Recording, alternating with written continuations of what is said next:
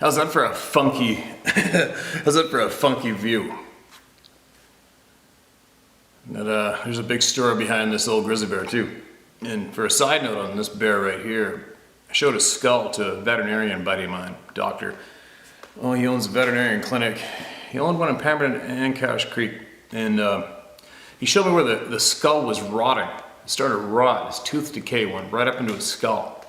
And the skull started to rot away, and he said that that was the beginning of the bear's demise. That was going to kill him. He's on his way out. That was pretty interesting. I'll show you a skull later on. I basically got a skull for, I've got a cleaned out skull from numerous crazy species in North America. They're tucked away in a box right now, but once I get that thing finished behind me, I'm going to show you guys a whole pile of interesting stuff that I've come across during my years of living an adventure life in the mountains in North America. But anyway, I don't think I've ever had a beer with you guys ever before. How about this time? It's kind of funny. People are funny. They're probably like, "Oh my God, you drink Corona?" I actually don't really drink that much, but I grabbed one of these. We're doing it's a heat wave right now. Horses are having a tough time. Excuse me. There is no mosquitoes here. There's a couple mosquitoes, but in turn they got the flies. The flies are insane. Got out there this morning, let them across the near pasture side of the road, and they started galloping, running back and forth. I thought they were having fun at first, and I realized they were irritated to the max, and I went over and caught them up, and they just had frickin' flies ringing around their eyeballs all over their face. It was going insane. So I got the fly masks on them right away, and then bug dope around their muzzles, and they put them back where they're just now for an hour, and they're content. I grabbed a cold beer because I've been busy behind me here. Finally got the first floor deck done. The framing part done today, and as well I did a lot of work in the basement of the house, framing up 2 bedrooms, and haven't stopped, and I'm having a cold frickin' beer now. And that is cold. Oh, freezing cold and good. And I'm going to share a bunch of emails, and I still haven't cracked open the email inbox for about a week for the new ones, because I don't want to, I feel it just sucks that there's a lot of people missing out right now still, and they've been patiently waiting, I hope, to get their what they want shared with all of you, the people, shared. So let's have a look. I'm slowly getting through them, and there's a lot more. I had a whole bunch just lined up right here a minute ago. What the hell? All right, here we go. 6 Cents, Yellowstone, Wyoming. I'm sending you this email from my phone because my computer is down. I'm also using my voice to text, so please excuse any grammatical errors. I've been following you on YouTube for several months now. Not even sure how I came upon your channel. First year I heard you read it about a hunting incident where the guy took off and ran the rifle at you and told you to shoot the bear in the head. Oh yeah, that was my childhood best friend. He's passed away now. He threw the gun in the air and the bear charged us running. It's kind of a shitty moment. I literally was rolling in stitches. Oh, absolutely hilarious. I guess it probably sounded hilarious, but it definitely wasn't funny at the time, I'll tell you what. Then for the next few videos I watched where you were showing evidence, but you were never really mentioning what it was that you were talking about, just the fact that we knew. And as soon as you said that, I knew exactly what you were referring to. Not sure what you're talking about there, but my story began about 14 years ago while I was out deer hunting in the South Fork of the Shoshone River, just outside Yellowstone, NP. I had not gotten anything that day, and previously, but just before sun went down, my buddy flushed out by a huge buck, entirely by accident. As he was walking back to the truck, he shot it and saw it right off, but he knew he'd gotten a good solid hit on it. So we came and got me, and we went over to where he shot it, found obvious signs of blood everywhere.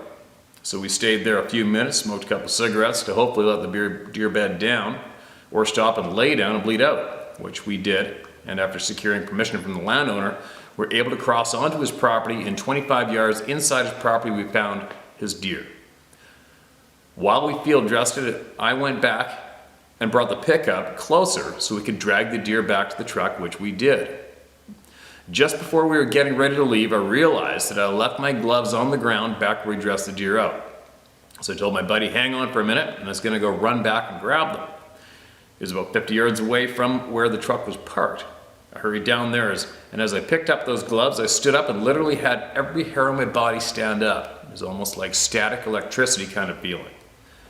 And I've always had that kind of sixth sense thing that I've heard you talk about. I spent nearly 20 years working as a paramedic in both the rural and urban settings. You can develop the awareness, especially when you go into situations that aren't exactly under control.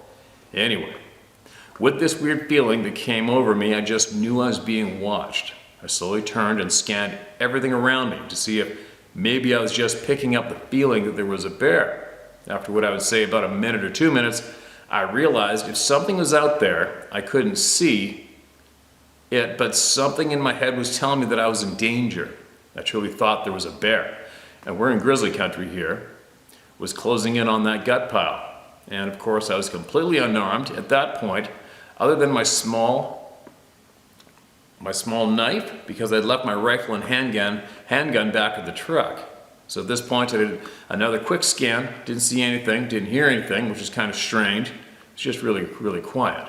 Anyway, I started moving back towards the truck, and it quickly and be as quickly and obvious as I could be.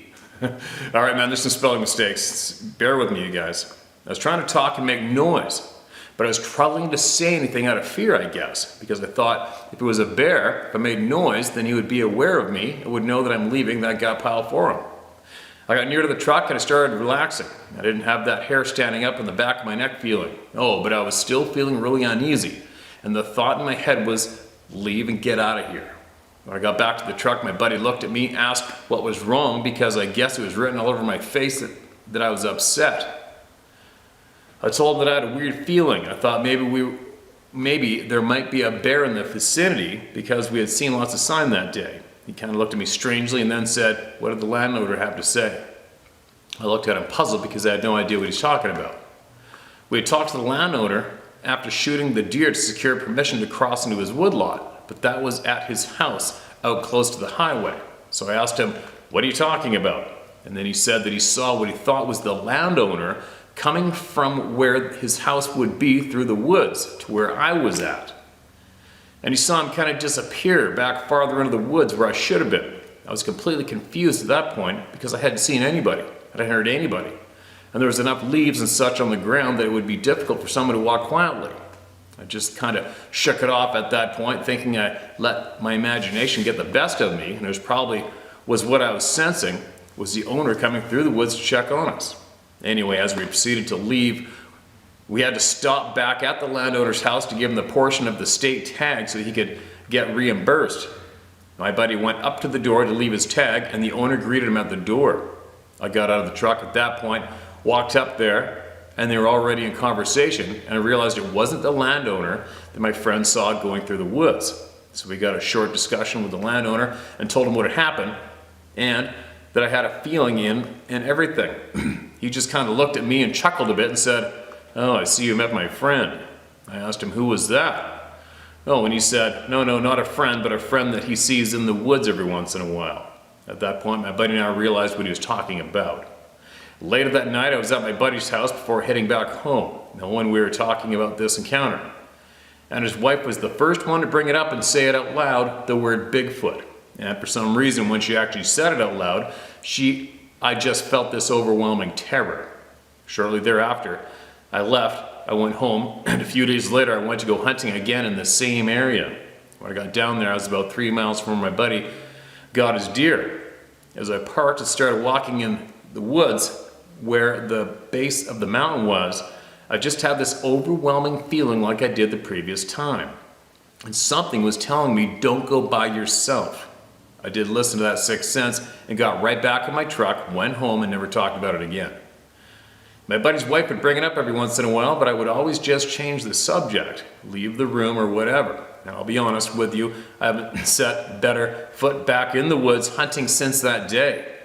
Excuse me. The only reason I finally decided to write you was that because of an incident that happened the other night. I was up in Billings, Montana, and left there about 11 p.m. to drive back to Cody where I live. And I have some missing time that night, but that's a whole nother story. Again, thank you for sharing this and listening. Makes me feel a little better that I'm not the only one. And maybe after getting this off my chest, I can finally get back into the mountains around here. John in Cody, Wyoming.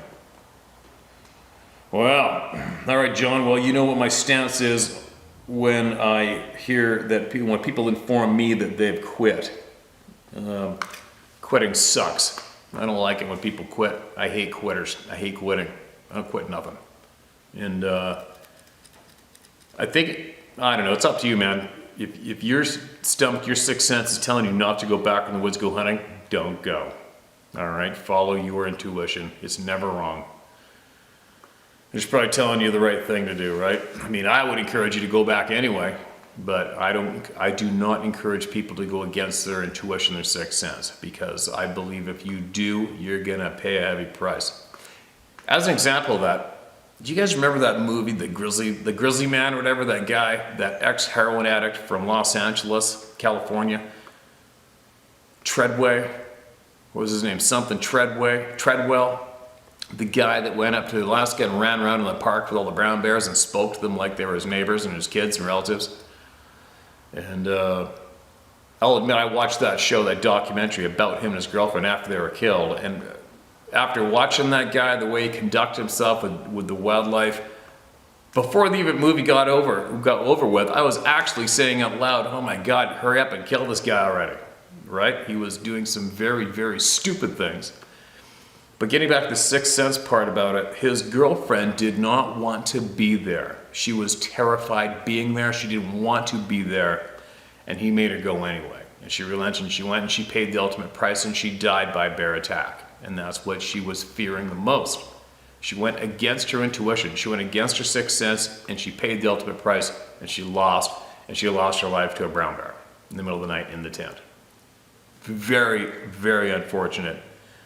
When I heard about her stance on going there and going against her intuition, her sixth sense, and him pushing her to go, it made me real mad. I was like, you filthy, dirty, selfish bastard.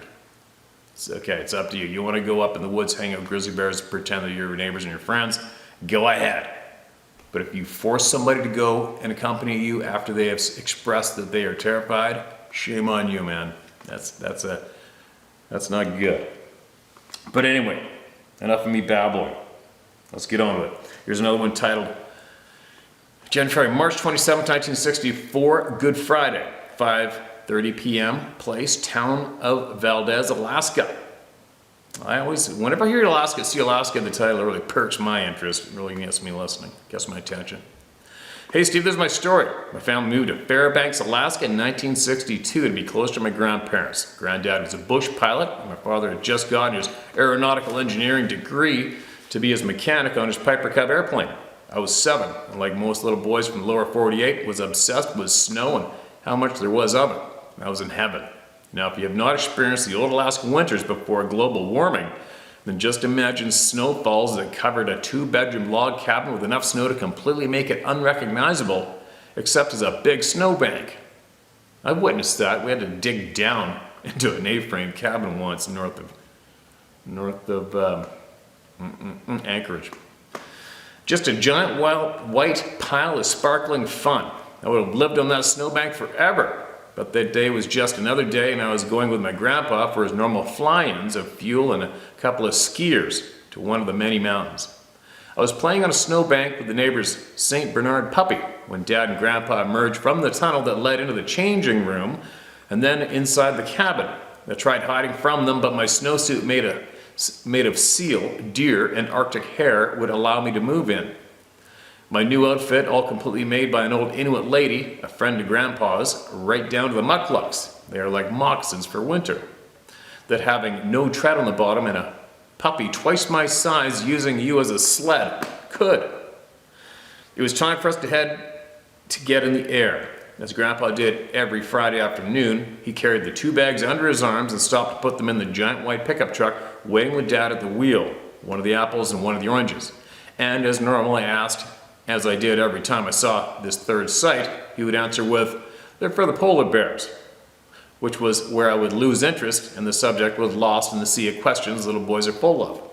All went as normal till the last items for delivery were the apples and oranges. Today was the day Grandpa was letting me throw them out the hatch in the belly of the plane.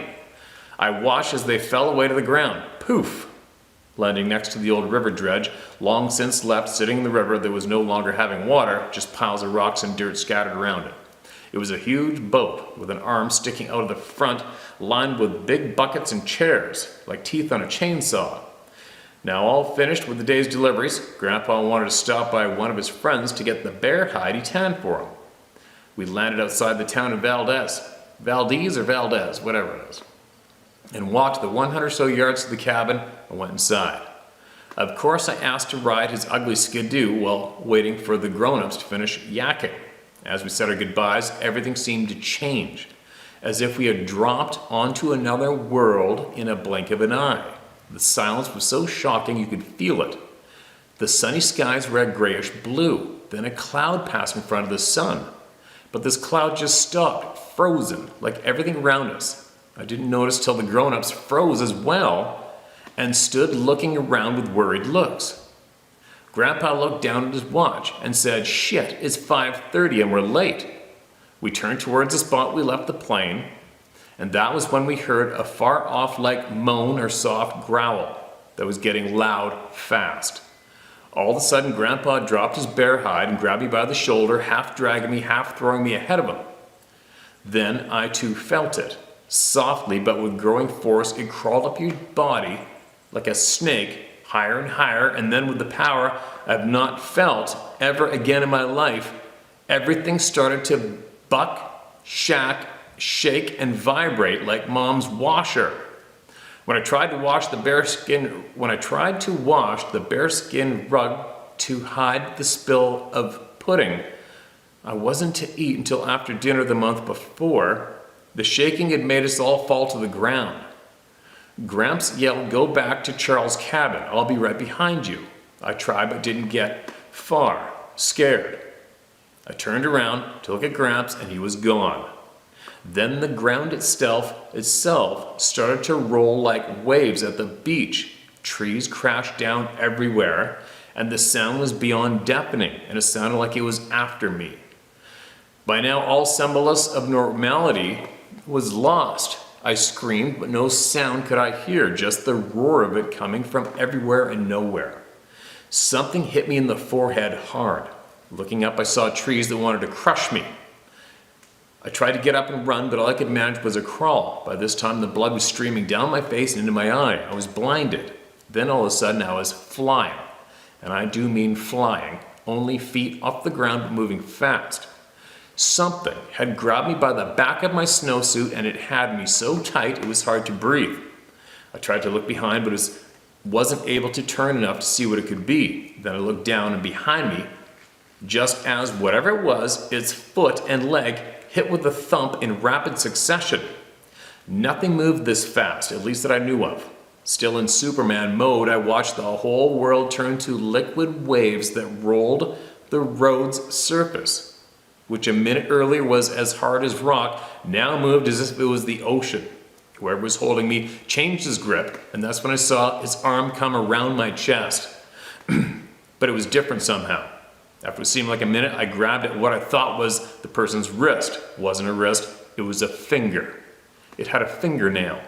I can't remember if it was then on earlier, but somehow in the 2 minutes, maybe less, I pissed myself. Then all went black. I must have overloaded and passed out.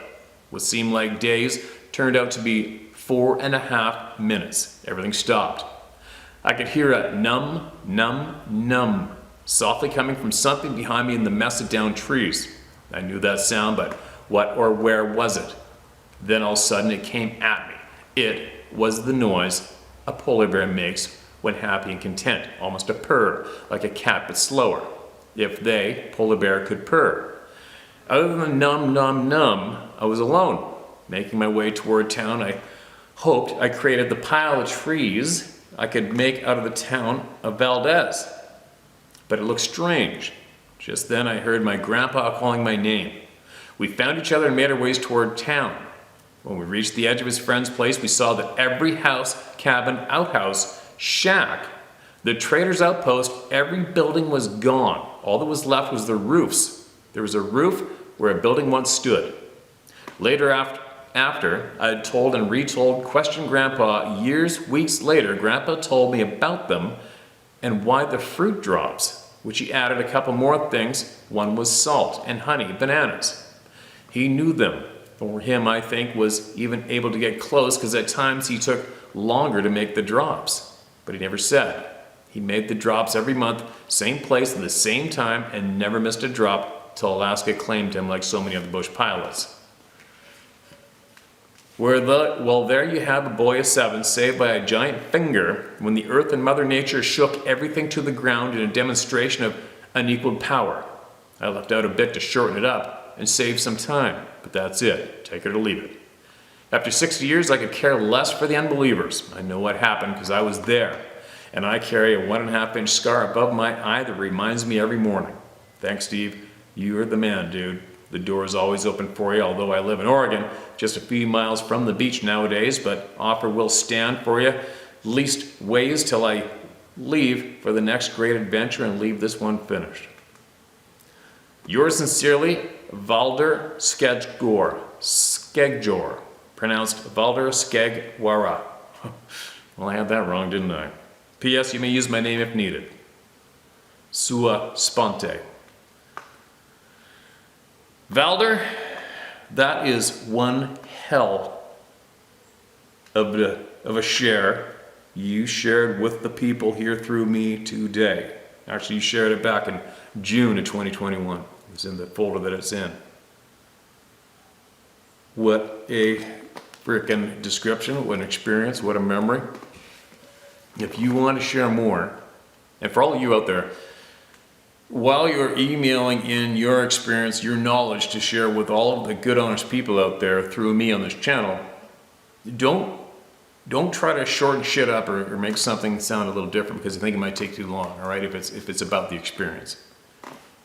I would urge a lot of people to leave out a lot of details about your life leading up to your experience.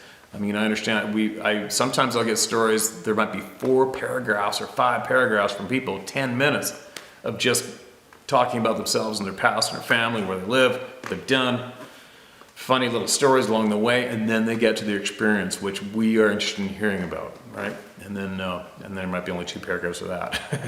But anyways, what I'm getting at is if you are trying to shorten up your experience to share with us, don't do it. Share it all. Share it all right?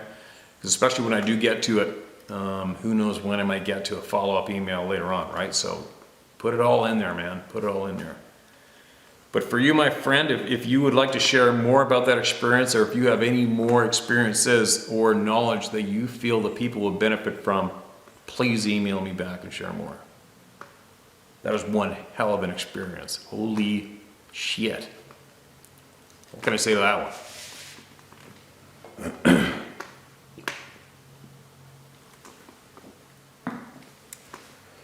All right, it's titled Terror in My Soul. My name is David, and I've sent this email a couple of times, but it's like the lottery with the thousands of emails you receive. Today's your day, David.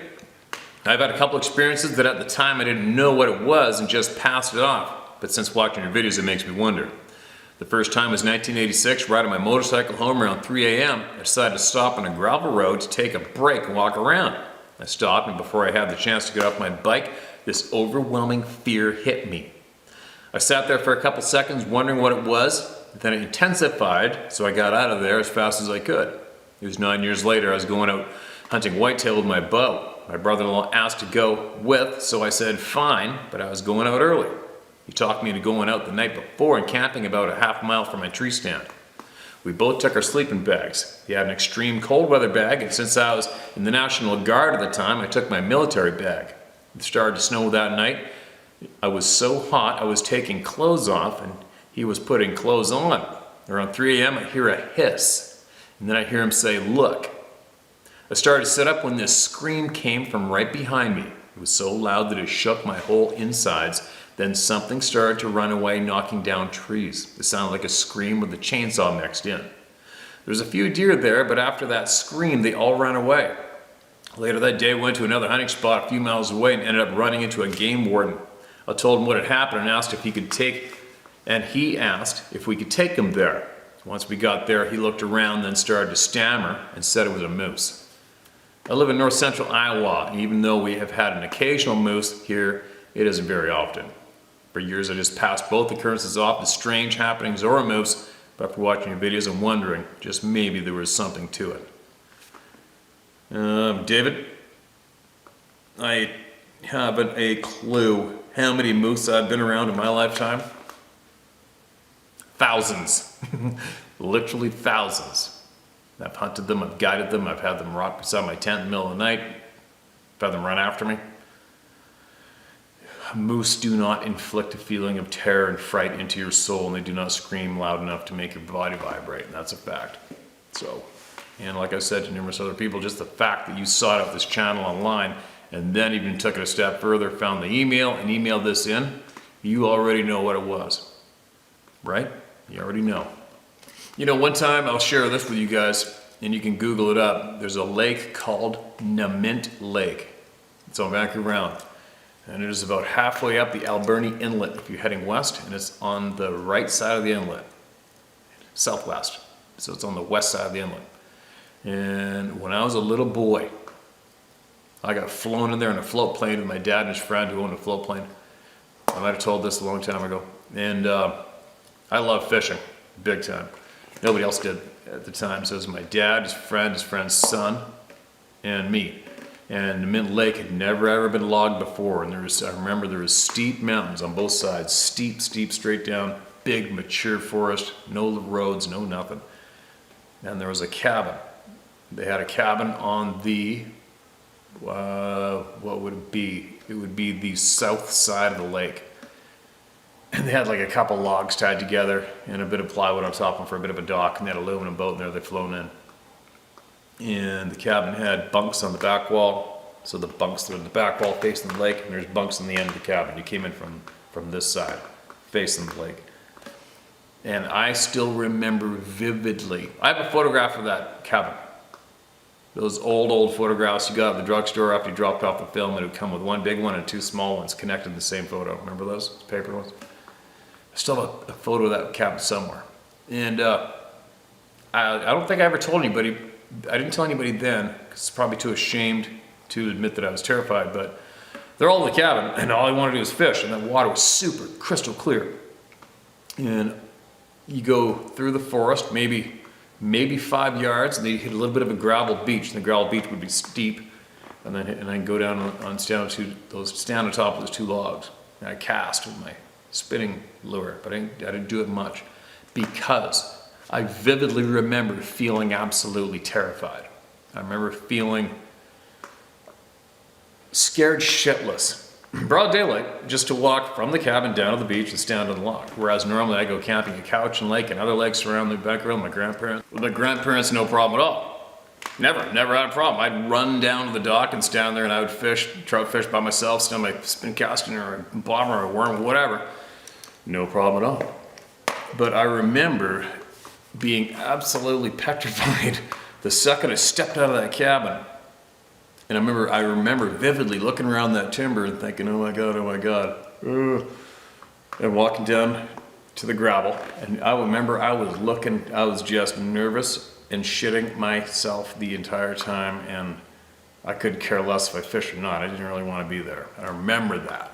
And then fast forward a few years later, I remember my dad and my mother and his friend of the float plane, Glenn King. He used to own an auto wrecking place on the Sagittarius Peninsula. BC Auto Wrecking. He used to own that years ago. And his wife, Val King. I believe she lives in Anaheim Lake, still west of Williams Lake. They bought a ranch up there in the middle of nowhere years later.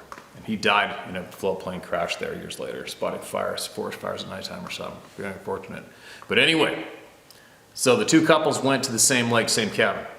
And I'll never forget my mother retelling the story to us because she's not an outdoorsy person. She's not into camping. She's not into nothing. Now, this is my dad at the time. They're divorced. They divorced when I was a young boy.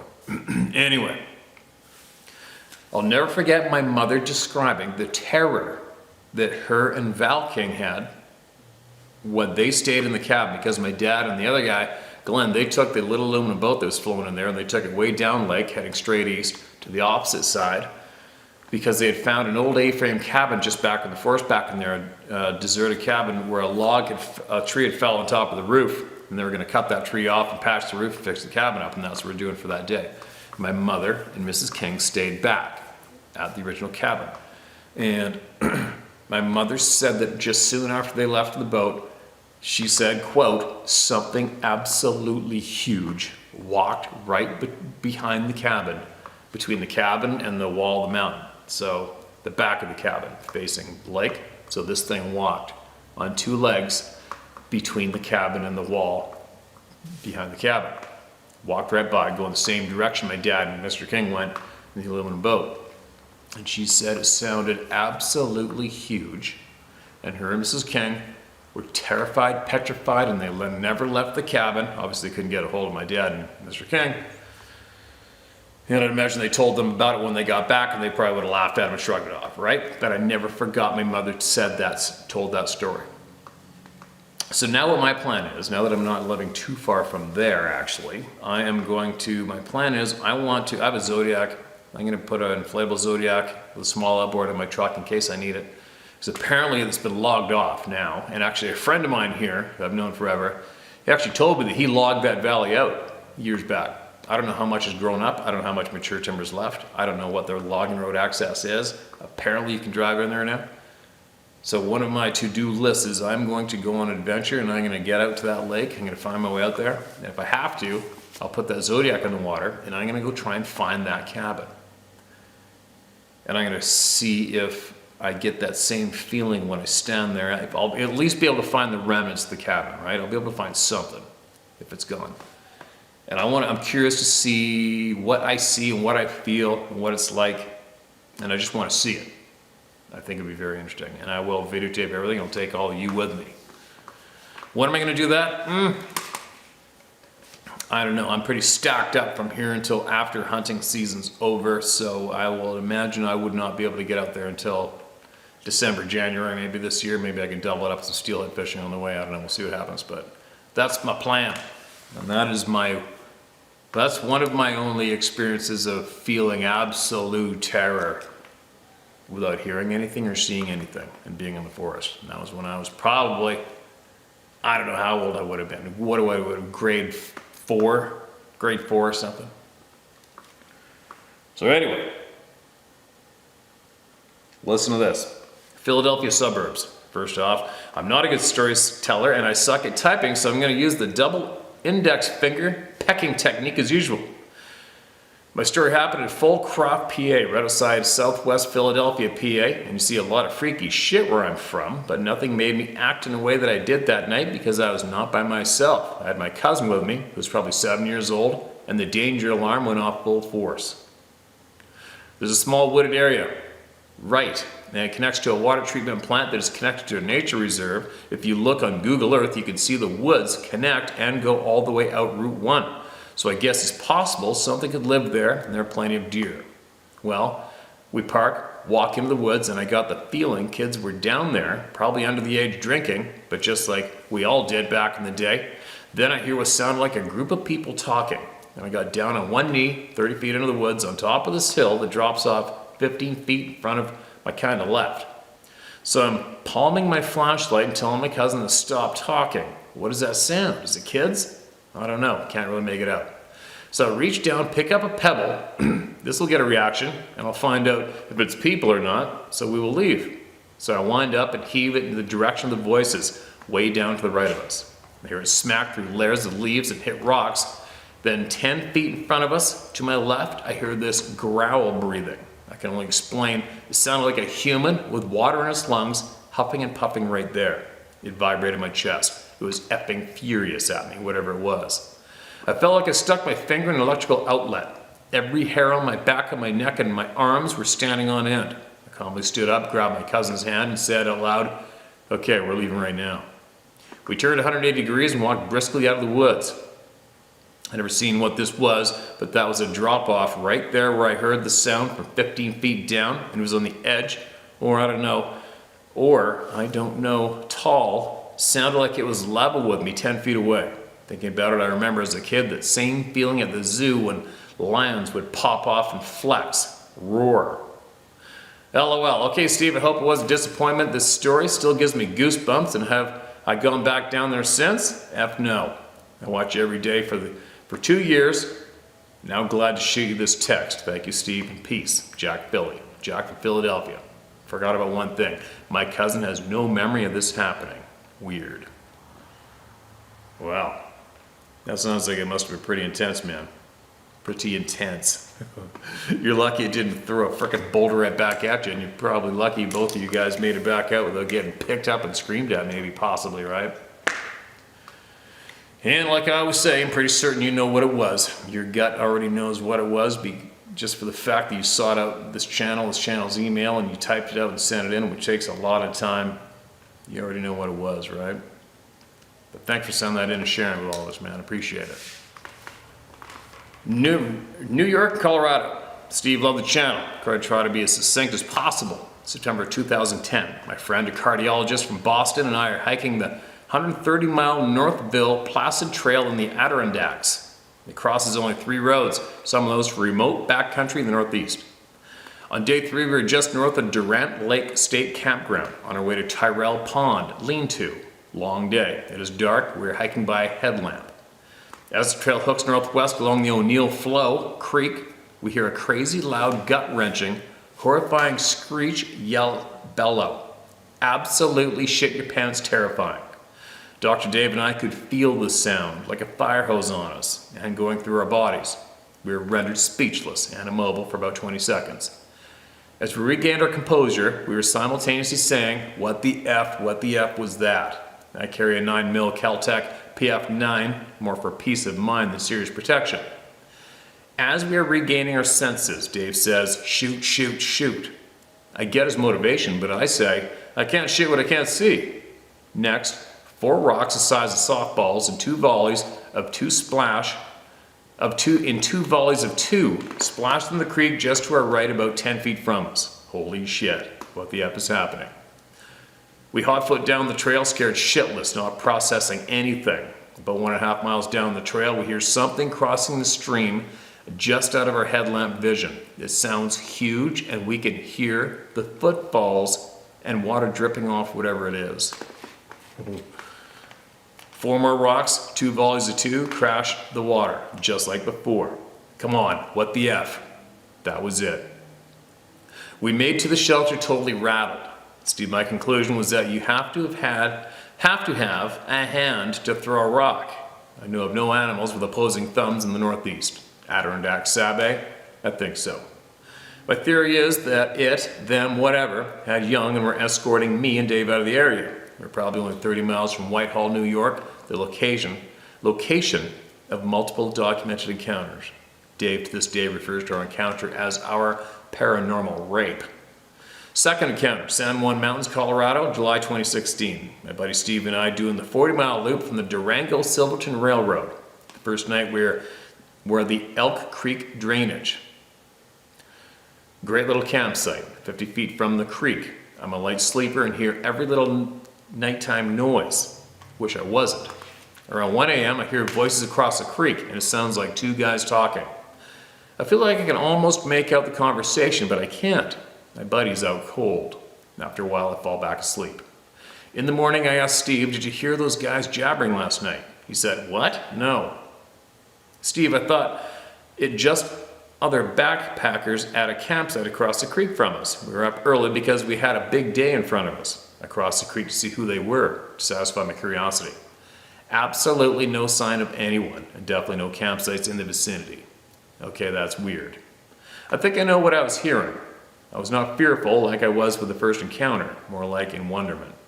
Steve, these beings are everywhere. The fear is more of a fear of the unknown, right? Love your channel. Condolences to Mr. Macaroni's passing.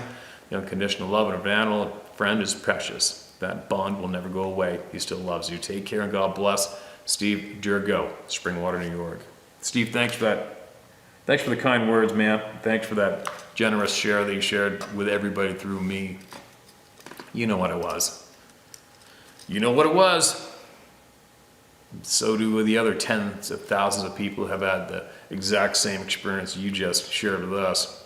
Everybody knows what it was. We just don't know.